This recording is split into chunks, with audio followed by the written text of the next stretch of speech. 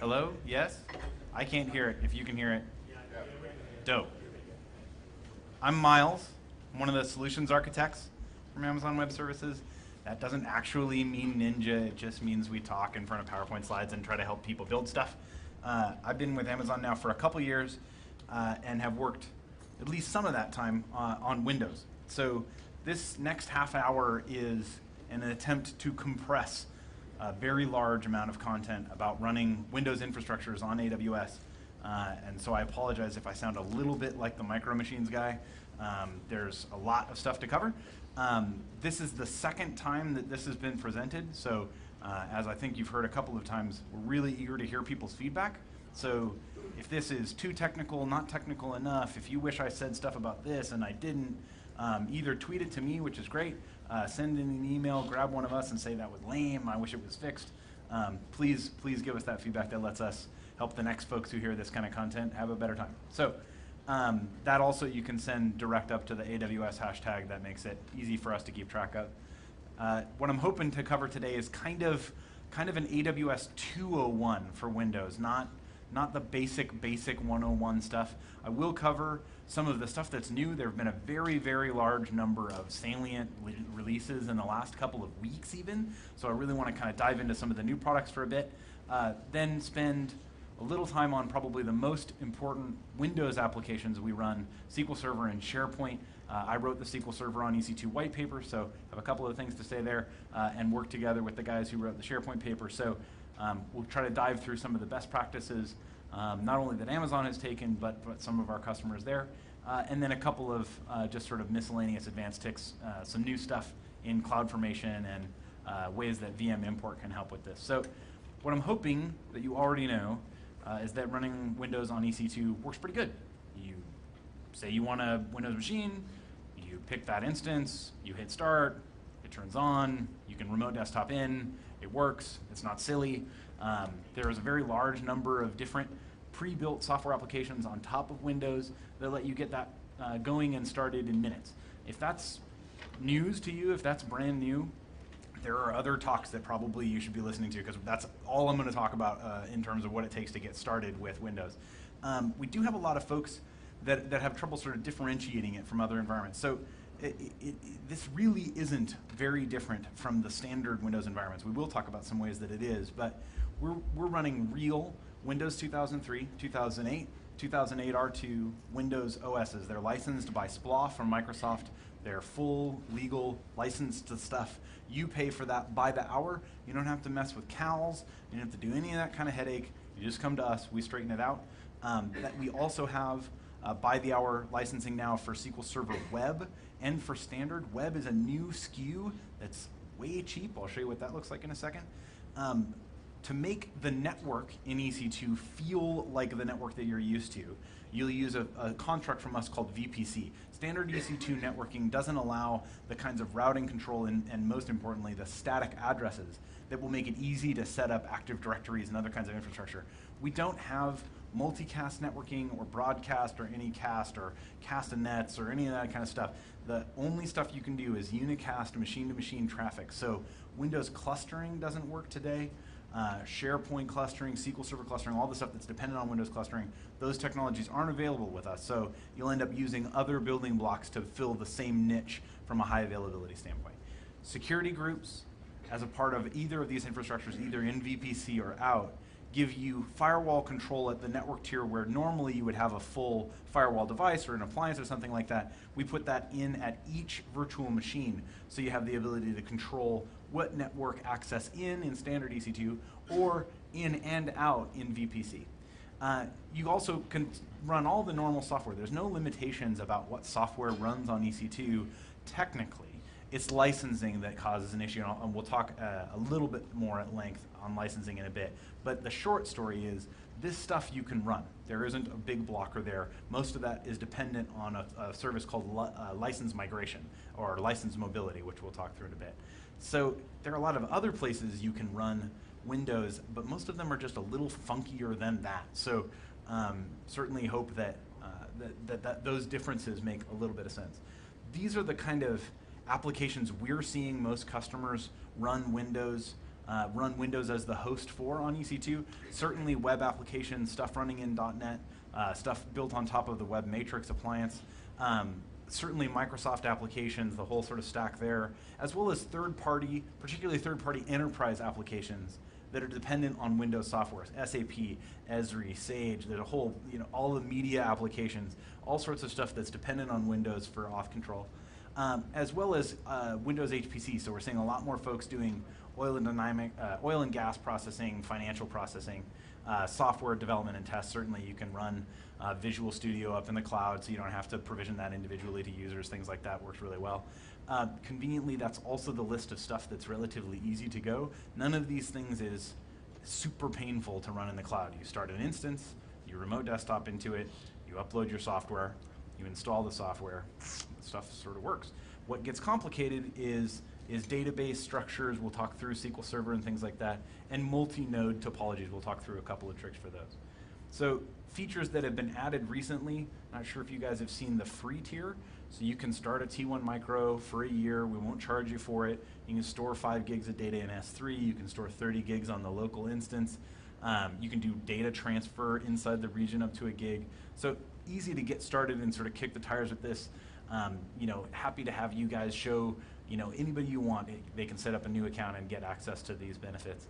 We talked a little bit earlier about SQL Web. This is just an example. I mean, it's 50-something, 48-something cents an hour for SQL Standard on a small. It's 4 cents an hour for SQL Server Web.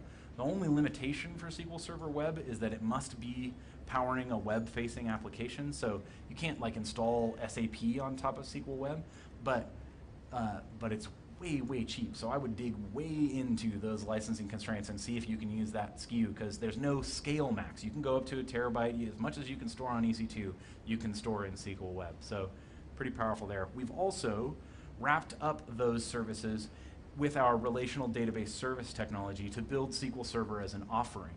So instead of you start an EC2 instance and then install SQL Server or use a SQL Server AMI and then configure it and change it how you want, we will host and manage the database on your behalf. The layer of separation that puts in place is you can't remote desktop to that machine. We're in charge of maintaining it. We control it. We'll maintain the disks, which is the probably most complicated part of a database deployment. We do all of automated backups. We copy the transaction logs every 5 minutes to S3, so you can do point-in-time restores with no configuration. Really, really a slick, high-performance setup. But you can't install other stuff on the machine. So a lot of folks are used to my one Windows server that has SQL Server and SharePoint and every other thing installed on there. You can't log into this box. It's a database box. You get database SQL Server authentication credentials, no Windows authentication for these boxes. You can't join them to a domain, so there are some constraints there. But very, very powerful service. Really, really makes it much easier for sort of web developers out there to get started really quickly. We also made it easier for that group of folks by adding .NET support to Beanstalk. So Beanstalk is sort of our platform as a service that sits on top of our infrastructure as a service. So rather than starting up a Windows AMI and logging into IIS and turning on the .NET extensions and moving your application and installing and configuring all that, probably also adding firewall configurations, all that, we do all that stuff for you. We auto scale for you. We put it behind a load balancer for you. So very, very easy to use, very easy to get started with .NET inside this environment. And there's no blocker there. There's no limit. So say you get your .NET application installed in Beanstalk and it works how you want, but then you need to log in and install software or do some other kind of thing.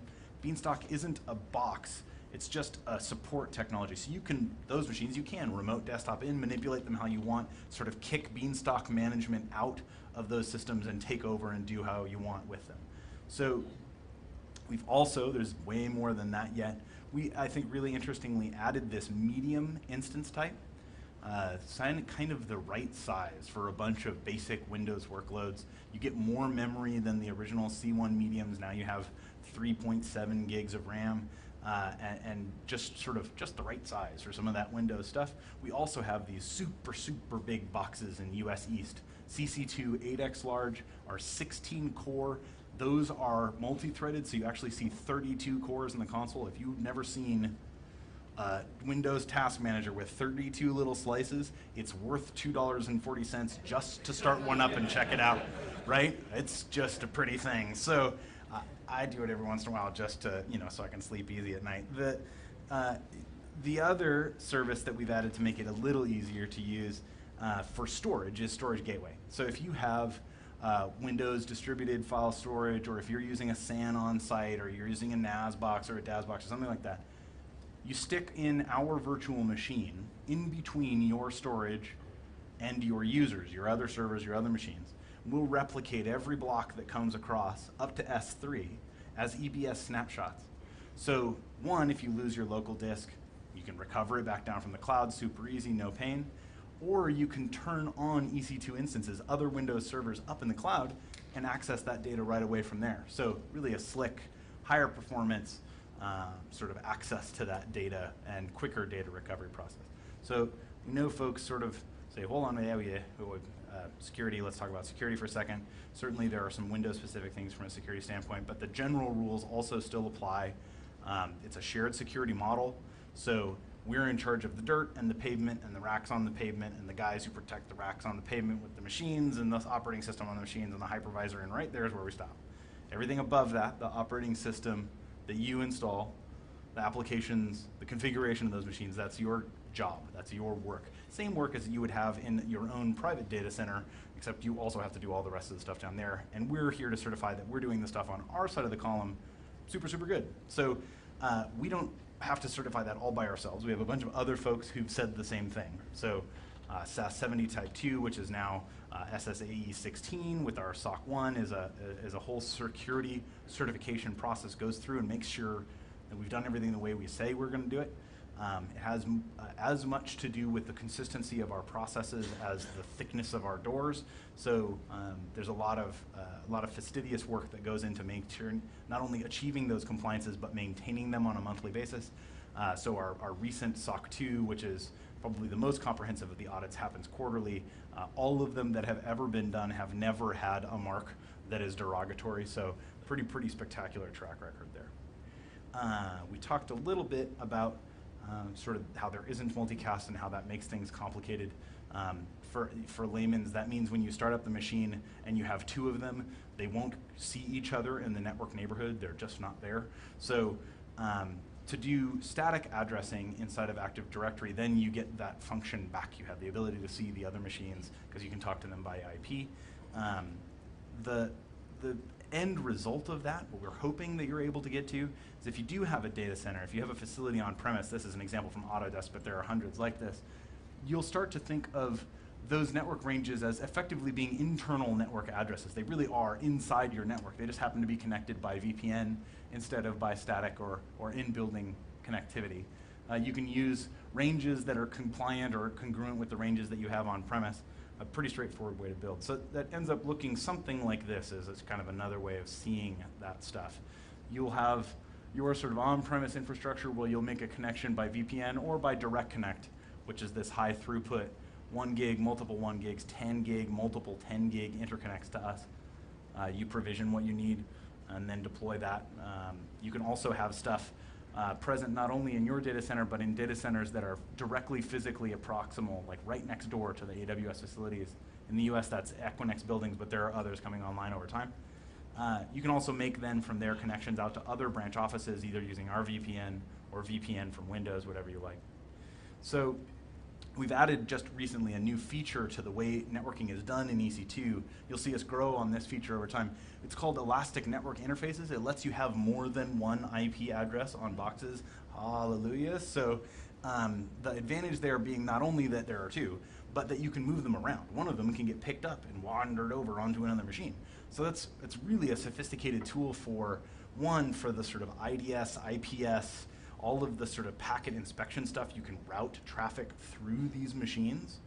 You also can use that as kind of not a poor man's, as a cloud guy's HA or high availability design. You have one application behind an IP address. That server fails, you pick that IP address up and put it over onto another one. Those changes happen very, very rapidly. You can systematize that programmatically and make it so that it goes fast. So we're building more and more examples on how to use this. Today, it's not in our web console to be able to click through and do that stuff. We'll get there, sorry. But we will make it so that that's something that is easier for folks to use. So try to do SQL Server in 5 minutes, which is no easy task. It took Redline just slightly longer than that. It took them about 4 days for them to do the primary migration of SQL Server onto EC2. What that got them was about 58% off, which is pretty good news for a CMS application, an Umbraco application on us. That was so successful for them that it's now, it's the same as Shell. So at Shell, how many people, when you book travel, you book like corporate travel, and you go through, and if you pick the sort of extra snazzy airline, it gives you a little error message that says, you have to buy what's the sort of in plan for your company. At Shell, it's the same thing. If you pick, I want to build and deploy this application, but I want it, I want it on my own private server, and I want to buy one today, it'll go, you're supposed to run that on Amazon. This is the default. You have to go make a case to your boss if you want to run it some other way than that. So in order to facilitate that kind of thing, SQL's got to work right. Like so many applications, so many third-party systems are built on top of SQL Server. Sort of high-level things we're seeing a lot of customers stumble with. Instance type totally means something, particularly from a network and bandwidth to disk standpoint. So EC2 instances are built on a network topology where individual instances are subdivisions of hosts. So the larger instances have more bandwidth. The bandwidth that an instance has is shared between its internet, its intranet, and its EBS connection. So the faster it talks to the internet is the faster that it talks to disk, which is a little different than the way most people are sort of used to planning these kinds of systems. Certainly recommend the largest of each of the families as a good place to start for database application servers. M1XLs, M24XLs are great fits. Also, if you're operating in US East, cluster compute machines are absolutely stupefying, so much faster from an access to disk standpoint. Literally easily double the performance you're able to get on standard instances. Another difference, EBS is not in fact a SAN. So there are some places where the kind of preconceived notions around how EBS ought to work or what it sort of seems like it does may not quite be accurate. We are making a duplicate. Every disk that you provision is actually 2 distinct physical disks in distinct physical boxes. And as a result, every time you build something that looks to you like RAID 0, you build a stripe set inside of Windows, that's really actually kind of more like a RAID 10. You don't have access to those controls. If we fail a disk, 99.99% does have a 0.001% chance of failing. When that happens, you don't have any of the functionality that RAID 10 would give you to be able to break apart the mirror and re-replicate, but the likelihood of it happening is much, much less. We really strongly recommend for any kind of production SQL Server environment that you are replicating and you're replicating across availability zones. So we see a lot of folks build this. They've seen a diagram like this that has n tiers and it's got 2 copies and it's got master slave. So they build one and they put it inside of a VPC and they put it all in the same availability zone, which gives you all of the benefits of there being more than one machine, but it doesn't give you any of the effectively free benefits of having 2 different buildings. So we make those really easy to use. Please build something that's a little closer to this. Your master and your slave in distinct availability zones. You pay a penny a gig for the traffic between the 2 of those, but replication for databases should be a relatively small amount of traffic in comparison to almost all the other kinds of traffic that you've got. The difference of having 2 buildings is a big deal.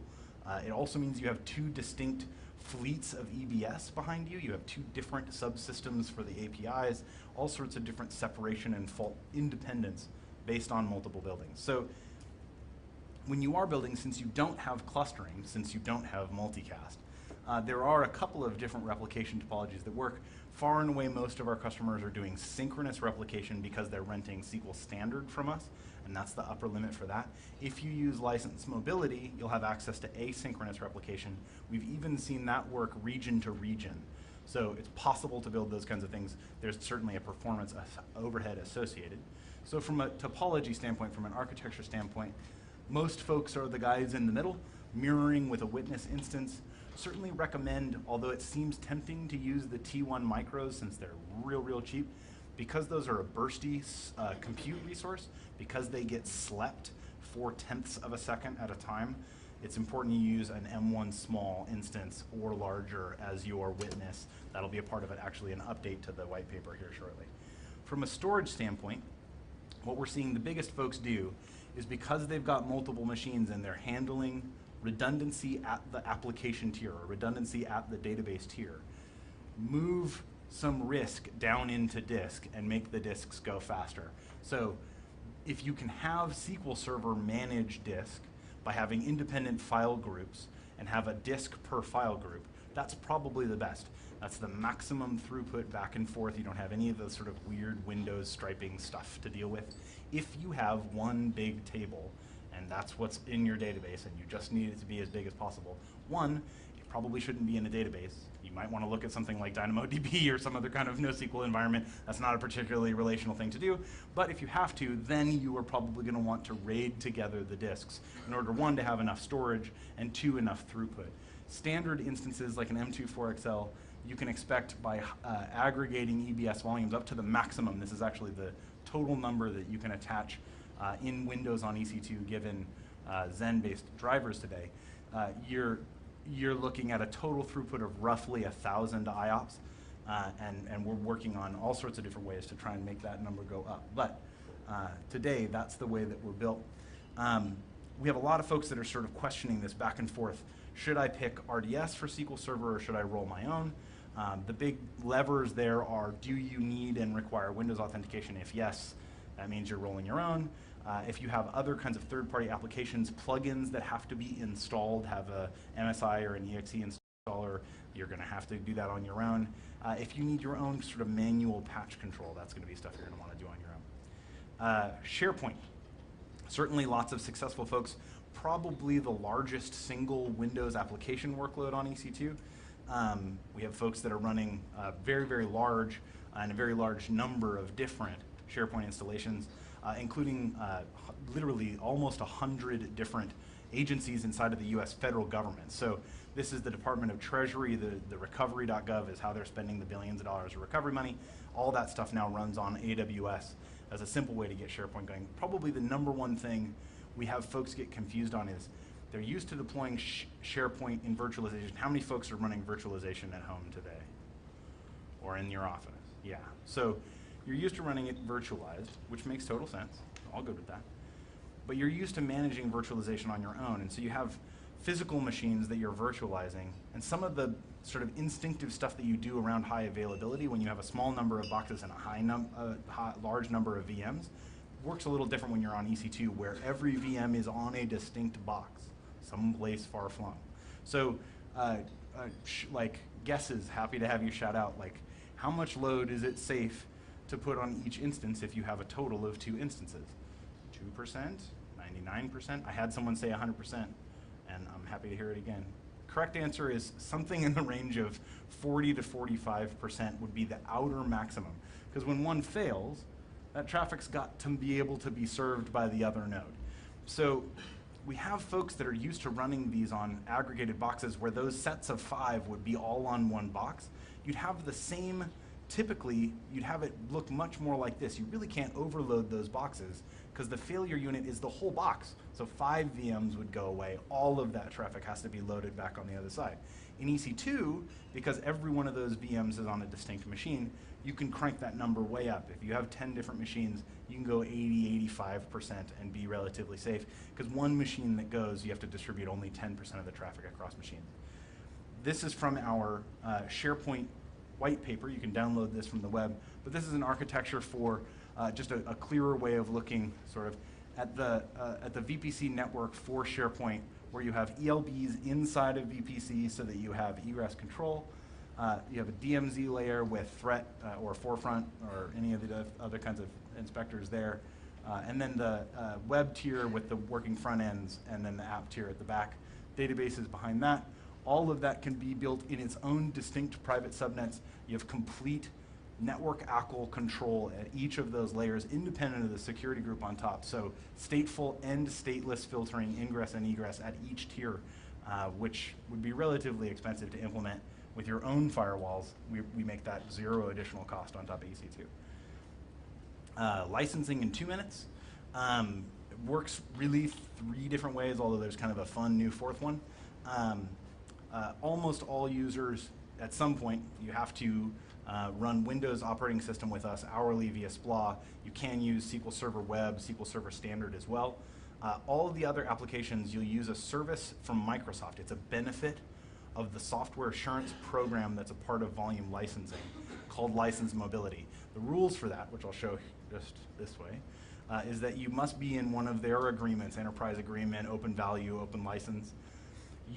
For licensed applications, you need the CALs, so like SharePoint or Link or any of those, you need sort of individual licenses for those deployments, and you'll be migrating the licenses for a minimum of 90 days to a region with Amazon. So once you've installed it in US East, you can't move it someplace else. You'd have to buy another one if you needed to move it faster than that.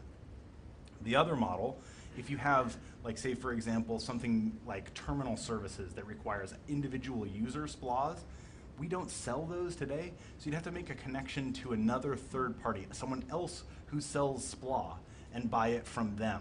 They still work. It doesn't matter where it is or what SPLA provider you're using. They can replay on us. The 4th model, which is really slick, is BizSpark. So if you're a new startup, if you're less than, I think it's, no, I don't have it in here. If you're less than $1 million, less than 3 years old, and you're developing software, you have software development, all the Windows licenses are free. You can actually get EC2 instances at Linux price that run Windows, which is pretty slick.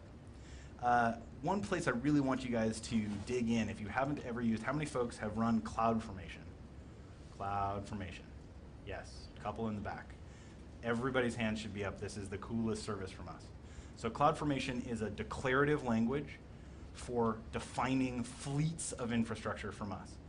The nice bit is that we've made that include Windows. So very recently we've added a whole bunch of hooks into the Windows machines so that you can start up instances and have them pre-configured, not just AMIs where the bits are all there in advance, but by downloading additional software and having that installed. So we can't distribute SharePoint if we're not selling it, but you can start a machine with CloudFormation. That machine will start and download SharePoint and install it, which is super slick. Push button deployment here for a single SharePoint server. We'll be adding to this list over time, but you can add to it too. These are really simple, like I think each one of these is like 7K of JSON. We've even added just recently the ability to push PowerShell scripts inside of this. So you can do role definitions, you can build out an AD, push all the users with a simple CSV file, build up a whole network programmatically from scratch. So to dig in on this for just 2 minutes, because I don't think it would be a ninja session if we didn't see at least a little bit of code. This is some of the CloudFormation script for the SharePoint instance. Probably the interesting piece is if you look at the middle, this doesn't have a laser, does it? Oh, it has a laser. If you look down here at the bottom, we're passing in this CFN auto reloader. This is a configuration file that allows the machine to run CFN init as an executable. That's just a port. We moved over the content from the open source Ubuntu-based CFN CloudFormation startup stuff, moved that over, made that now a Windows application, and that's how we're getting content to run. We run in this specific example, although you could run any command, go start up SharePoint Foundation and extract it, and then write a log out about it. Then also install all the prerequisites unattended so we don't have to click anything. Then also run full setup and pass in a silent setup config file so that it all runs and is done. And build that inside of an EC2 instance in the region that we want with the security group as defined, and write all the errors down as an output into the system. So literally when you get done with this, you get an email with the URL to log into your SharePoint. That's it. That's all you have to do. You kick the button, it goes. So another way that things are super easy is VM import. How many folks are running VMware or Citrix or Hyper-V on-prem, have VMDKs for that stuff? So if you already have a Windows 2008, Windows 2008 R2 VMDK, you literally send that to this service. We send you an AMI URL. You can boot it. So you have a bunch of stuff all pre-configured. You have it tweaked the way you like it. We handle all that stuff. I'll give you a hint. Most people think of this as a DR service. I have my machines. I just want to copy them up there. I might run them just in case something was broken. It also is a real sneaky way to do a migration. We have a lot of folks that will do a disaster, they have something break, they recover on us, and they go, wow, it runs pretty good up there. I'm just gonna leave it. Way, migration done, right? So, like, check that box, woohoo! So 2 for 1. Like, I would take any of the stuff that you already have running, try this on it, and just see if it does what you want it to do.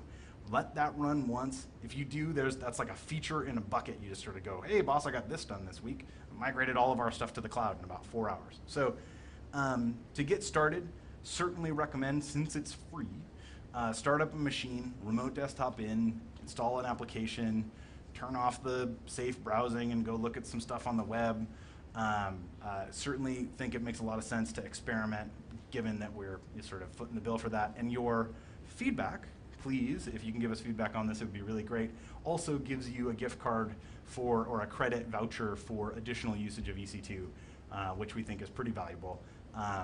$75 is several hours at least of that big 8XL machine. So you can look at the 32 individual processors for a while, like run it like it's a fireplace, like sort of bask in the glow of the blinking lights. Given that that's available, hopefully you can thank our sponsors for footing the bill on this talk and thank me for giving it. Thanks a bunch.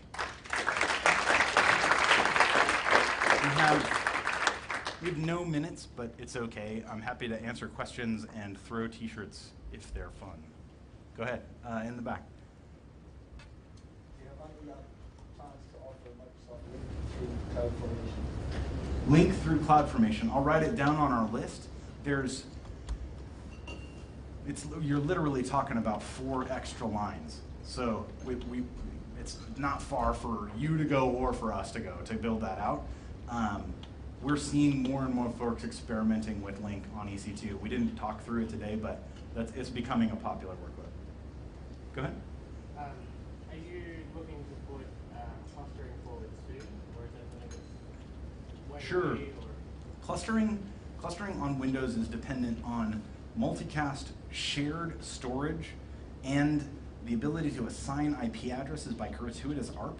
The sneaky bit is those first 2 aren't actual requirements. They've patched Windows to not require those. So it's only that last 3rd one that's the real sticky one. And we've worked with Microsoft. We're hopeful that we can get to a place where that's not a requirement. We don't have anything yet, but we think there's a path forward. Go ahead. So with the .NET for the install, Yeah. very similar essentially to sort of Azure offering that Microsoft have themselves. How do you see that Amazon differentiates above and beyond or different to sort of Azure offering that Microsoft have? Sure, we don't really speak at all about competitors. That's just sort of a part of how Amazon's built. I can tell you how .NET works on EC2 and Beanstalk in ways that it is specifically good. So it is specifically good to run .NET in Beanstalk because you can then remote desktop in and screw with that machine in any way that you want and install whatever other kinds of application software you like. You can also run it right next door to machines running PHP on Linux, right next door to stuff running all sorts of wacky operating systems without any kind of issues. You also have the fleet footprint associated with AWS. So when you want to auto-scale that application out because it hits the front page and you want 1,000 machines behind it, that's okay. Another piece is there are no, if you're able to deploy as this, they call it it's a web application or a mobile web package or something like that. If you deploy as one of those, it will be an identical deployment to some other kind of .NET IIS 7.5 that's local on-premise to you. There's no differences in those packages. We are running real, actual, literal Windows 2008 R2. Go ahead further in the back. Sorry, just a little bit louder. Sure, so every EC2 instance, when it starts, is sysprepping, right? So they have to be sysprepped in order for us to give them to you. When you get a new instance and AMI it, it will keep its SID. So you're going to end up going into an application that we configure on each machine. There's a little program running called EC2 Config. You can tell it to sysprep. That will give you new machines that have new SIDs so that you can join them to Active Directory and have everything work how it's supposed to work. Use that service for it, It's programmable. It only runs by way of this little XML config file. You can manipulate that with CloudFormation. So there isn't any way other than manipulating that thing, from what I know, unless you're doing some real hacky stuff, to get new SIDs out of machines. That's just a part of the controls that we put in place together with Microsoft.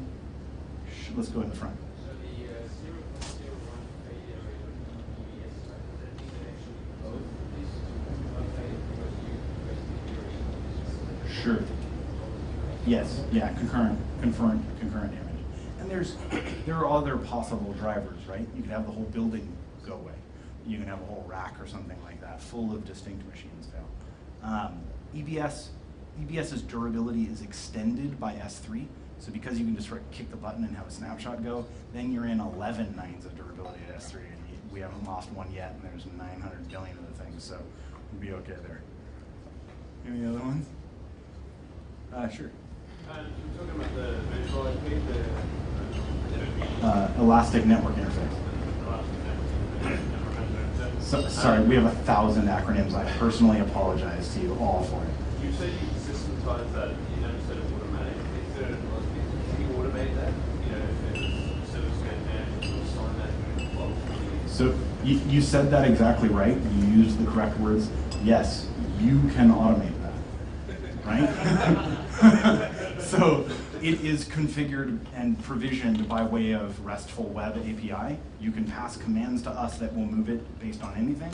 We don't have like a pre-built automato potato, if this happens, then do this, because that means there's an if this thenner, which is a piece of software, and that would be what you deploy on us. We're thinking about more of those kinds of programmatic, high availability designs.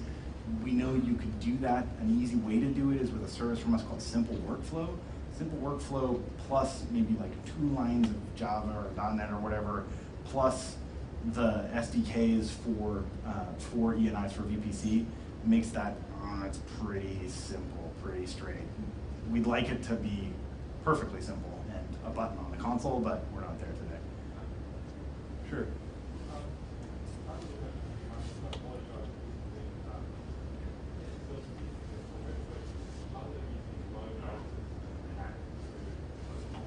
Yeah.